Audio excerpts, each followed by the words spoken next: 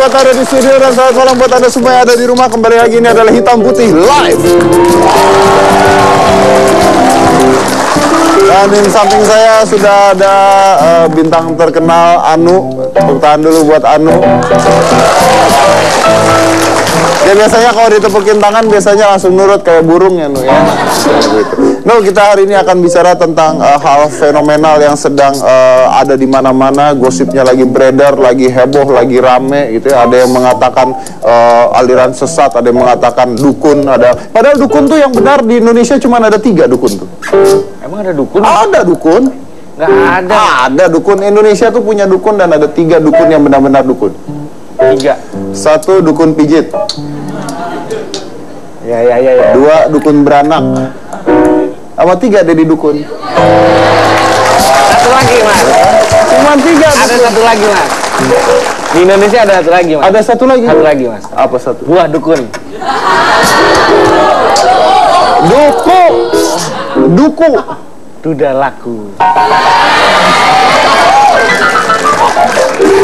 Tutup juga. Oke, dan sebelumnya kita lihat dulu, ini adalah berita yang sekarang lagi heboh. Beritanya seperti apa? Kita lihat dulu tayangan berikut ini. Silakan. Bulan Maret lalu, dunia hiburan dikejutkan dengan pengakuan aktor yang juga mantan penyanyi cilik, Adi Bing Slamet. Kepada media, ia mengaku jika dirinya tersangkut jerat paranormal selama hampir 2 dasawarsa. Paranormal yang dimaksud Adi Bing Slamet adalah Eyang Subur, pria parubaya yang dulunya berprofesi sebagai penjahit. Selama 17 tahun, Adi mengaku kerap mengikuti sejumlah ritual yang ia lakukan di kediaman Eyang Subur di bilangan Tanjung Duren, Jakarta Barat. Hasilnya, entah kebetulan atau tidak, Adi Bing Slamet merasa ada perubahan ke arah yang lebih baik dalam karirnya. Dan sejak itu, ia pun menuruti apapun permintaan Eyang Subur, termasuk ajakan pesta minuman keras hingga himbauan untuk tidak melaksanakan ibadah. Lalu, mengapa kini Adi Bing Slamet muncul dan menjelek-jelekan nama Eyang Subur? Konflik apa yang sebenarnya terjadi di antara keduanya? Simak penuturan Adi Bing Slamet di Hitam Putih malam ini.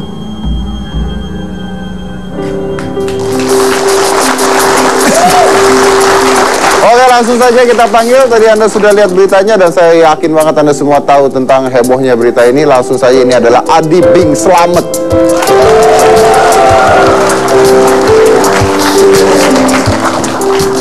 Keren banget, udah tua tetap keren, yang gini-gini hebat banget.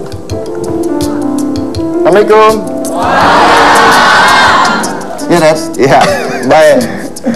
Baik, sehat? Alhamdulillah. Baik. Cuma kita rambut aja nih kurang sehat nih. Agak rontok dikit. Ya, paling yang begini-gini rambut paling tahan 3 bulan, lihatin aja ntar 3 bulan lagi kayak apa. Tepuk tangan dulu untuk Adi Bing Slamet. Silakan Mas Adi duduk di sini. Langsung aja Mas Adi. Ya, karena live nih kita nggak basa-basi, kita langsung bertanya. Mas Adi, sejak kapan kenal orang yang namanya Eyang Subur tersebut? Sejak tahun 95. 95. Ngapain kenal dengan orang yang namanya Eyang Subur tersebut? Emang nggak ada yang lain apa? Nah, justru itu mestinya kan yang dipanggil Eyang itu kan yang benar-benar baik, ya, seorang panutan, mendoakan, terus juga penuh nasihat, terus juga nggak nyumpah-nyumpahin kayak si Subur gitu loh. Kenapa nyadarnya baru belakangan? Ya mungkin ini rencana Allah, kita nggak tahu, Dedi ya. Jadi memang saya juga saya dicemplungin ke dunia si Subur.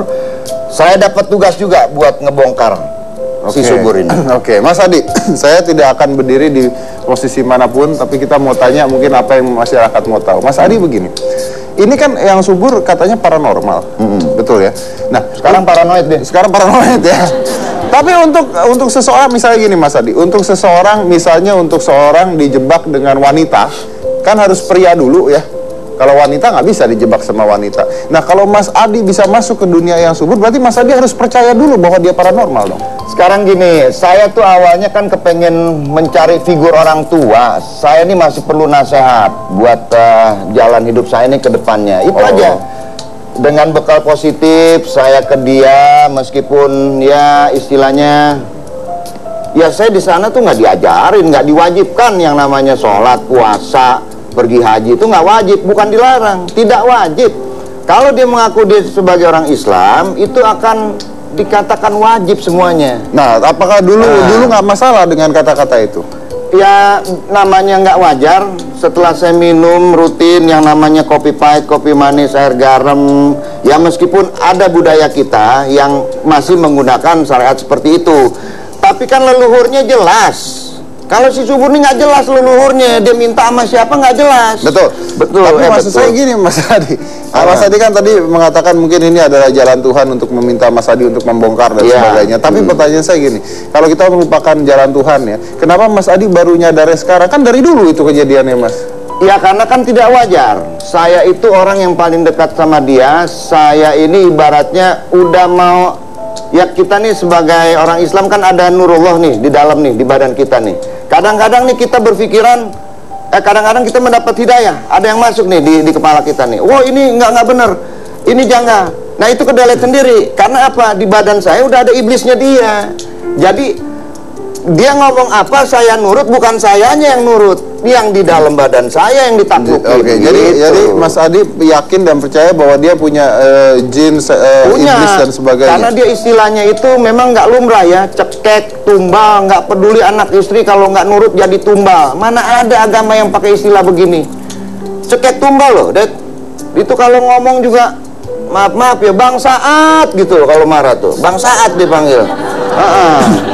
Okay. Ini saya perhalus aja gitu, Bang Saat. Tapi ini Mas Adi, selama 17 tahun ya kenal dengan yang subur, nggak ada sisi positifnya sama sekali. Sisi positifnya hampir boleh dibilang nggak ada. Jadi awal saya ketemu dia itu yang seperti dibilang sama si Sigit, katanya saya sakau lah segala macam. Sorry ya. Jadi itu nggak benar semua. Saya kenal 95, 96 ini saya udah mulai dihancurin nih sama dia. Ya, saya senang keluar malam ke diskotik apa segala macem deh, pokoknya yang maksiat-maksiat tuh ya. Nah, ini step awal dia sebenarnya mau ngancurin rumah tangga saya. Ya. Ceritanya panjang. Saya garis besar aja tuh ya. Jadi, begitu saya juga lepas dari dunia malam, ada lagi cara dia buat ngancurin saya dengan masang judi. Dengan dia kasih kita apa ya, ajaran buat main masang judi lah gitu loh. Sampai saya hafal itu 18 kucing, 32 angsa, 24 kodok, 21 wanita cantik. Tapi kenapa ini kita nih Dad, kalau lagi naik mobil nih ada kucing, dia bilang wah kucing tuh yang keluar. Oke. Tapi begini, kalau misalnya Mas Adi masang judi dan sebagainya, berarti kan Mas Adi juga ingin uang cepat dong, Mas Adi. Saya ke sana bukan nyari kaya. Nah, saya nyari ketentraman aja, saya mau nyari figur orang tua. Nah, kenapa larinya akhirnya ke judi diikutin? Ya namanya panutan. Guru kita yang ngajarin, makanya jangan salah guru. Kalau gurunya nggak bener, nanti kesini jadi nggak bener. Sekarang saya alhamdulillah dapat guru yang bener. Itu nggak bener tuh semua. Jangan cerita dulu, kita mah nggak normal dulu. Orang iya gitu. Oke, namanya kita ya sihir kali ya, sihir istilahnya. Bukan pelet gitu, sihir gitu loh. Nah yang sekarang ngomong komentar dia nggak tahu apa-apa. Ya datang pesta-pesta, tapi yang jadi masalah duit pulang. Yang jadi masalah apanya? Mas Adi kan kalau Anda berbicara tentang sihir, pelet dan sebagainya itu kan tidak bisa dibuktikan nih. Nah gimana? Susah, mestinya dicolok gitu. Ya nggak Bu? Oke. Tapi kalau Anda mengatakan, Mas Adi tadi mengatakan saya kesana nggak nyari ini kaya. Saya bukan ngomong kosong. Sampai saya nih raut muka saya dipelajarin sama orang yang bisa membaca nih, ya. Bahasa tubuh saya nih. Ini Adi benar apa enggak berbicara ini? Ini saya mengatakan sebenarnya semua ini pengalaman saya. Oke. Biar korban lain lagi. Oke. Dan nanti Anda yang di rumah, Anda bisa bertanya langsung ke Adibing dengan hashtag di Twitter @adibing ya, @adibing, mention ke @hitamputih_t7. Anda boleh tanya apa saja, apapun yang Anda mau pro, mau kontra, silakan bertanya langsung ke Adibing Selamat karena ini live. Jadi jangan kemana-mana, tetap di Hitam Putih.